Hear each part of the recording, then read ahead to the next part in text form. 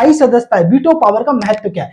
Veto power का महत्व इस बात से अंदाजा लगा लो, जब 1971 के अंदर युद्ध हो रहा था, अरे समझे, भारत और पाकिस्तान के बीच में, तो उस समय रूस ने हमारे लिए वीटो पावर यूज की थी। क्या है, भारत के खिलाफ मतलब समझे कार्रवाई करने के लिए एक प्रस्ताव रखा, तो रूस ने वीटो यूज किया, यूएसएसआर ने उस समय। ठीक है, इसी तरीके से मान के चलो 1998 में, मतलब उसमें हमने जब परमाणु परीक्षण किया था तो हमारे ऊपर इकोनॉमिक सैंक्शन लगा दिए गए, मतलब उसमें आर्थिक प्रतिबंध लगा दिए गए, सैंक्शन। इसका मतलब यह हुआ कि भारत के साथ कोई भी देश व्यापार नहीं करेगा। यह बात अलग है, भारत ने बोल दिया कि 1991 से पहले हम कौन सा किसी के साथ व्यापार कर रहे थे, अर्ज में कुछ दिन और नहीं करेंगे व्यापार, जाओ मत मतलब बिजनेस करो हमारे साथ। मतलब समझ में आ रहा नहीं आ रहा? ठीक है, इतना महत्व है। इसका मतलब यह है कि अगर वीटो यूज कर लेते हैं समझ, तो उस प्रस्ताव को रद्द किया जा सका है। मतलब पूरे विश्व के अंदर भारत का एक दबदबा हो जाएगा। ठीक है, क्यों? क्योंकि पता है भारत के पास वीटो है, वैश्विक पावर को मतलब वैश्विक क्या बोलते हैं डिसीजनों को क्या प्रभावित करने की क्षमता है, इसीलिए हमें क्या वीटो पावर चाहिए। अच्छा, समझते हैं चीन क्यों विरोध कर रहा है हमारी वीटो पावर का। हमें क्या है, 4 देश समर्थन कर रहे हैं, जो यूएनएससी के अंदर 5 स्थायी देश है, मतलब टोटल देखो जो है 15 है, 15 में 10 अस्थायी है और 5 स्थायी है। जो स्थायी सदस्य हैं उन पे ध्यान देते हैं, क्योंकि अस्थायी तो हर 2 साल के अंदर चूज किए जाते हैं और हटते हैं, जैसे USA, UK, Russia, France, China. ठीक है, हमें कौन समर्थन देने को तैयार है? 4 देश समर्थन करने को तैयार है।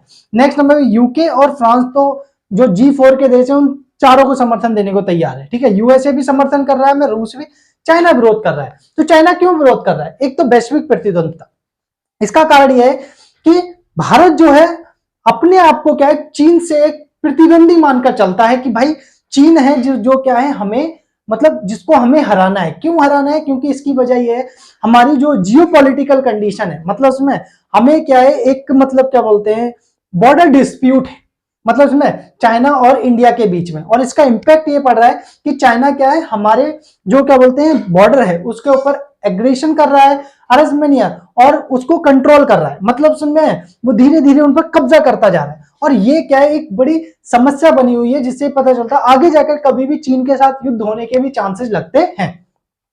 इस वजह से भी क्या है वीटो पावर चाहिए। ठीक है, और चीन इसलिए विरोध कर रहा है कि भाई ऐसी स्थिति के अंदर क्या है भारत उसको वीटो नहीं मिलना चाहिए। ठीक है, दूसरा क्या है, चीन की पाकिस्तान के साथ दोस्ताना संबंध, पता ही है भारत और पाकिस्तान के कैसे संबंध रहे हैं। भारत पाकिस्तान 1947-48 में युद्ध लड़ चुके हैं कश्मीर के पीछे। नेक्स्ट नंबर पे आपको 1965 का युद्ध लड़ा हमने, अर्ज में नहीं आ रहा, जो पहले तो क्या बोलते हैं आपका कहां से शुरू हुआ था, कच्छ के रण से शुरू हुआ था, फिर उसके बाद उसने कश्मीर के लिए क्या युद्ध छेड़ दिया।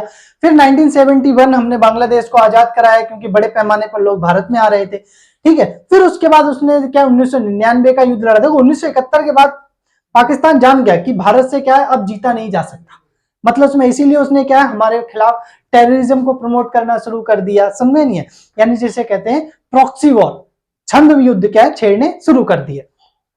भारत उनसे भी क्या है झेलता रहा, और क्या इसी दौरान क्या है इसने जब क्या बोलते हैं सुनो पाकिस्तान एग्रीमेंट किया 1963 के तहत, जिसमें उसने ट्रांस कराकोरम क्या है ट्रैक को दे दिया चाइना, जो ऊपर है ना, समझे नहीं, इस ट्रैक को जब उसने चाइना को दे दिया, ठीक है, चाइना ने क्या है जो क्या नाम पीओके है उसको मान्यता दे दी कि वो पाकिस्तान का पार्ट है। इससे इनकी दोस्ताना संबंध हो गए, और पाकिस्तान हमारे वो चाइना हमारे अगेंस्ट काम करता रहा, पाकिस्तान का साथ देता रहा हर बार।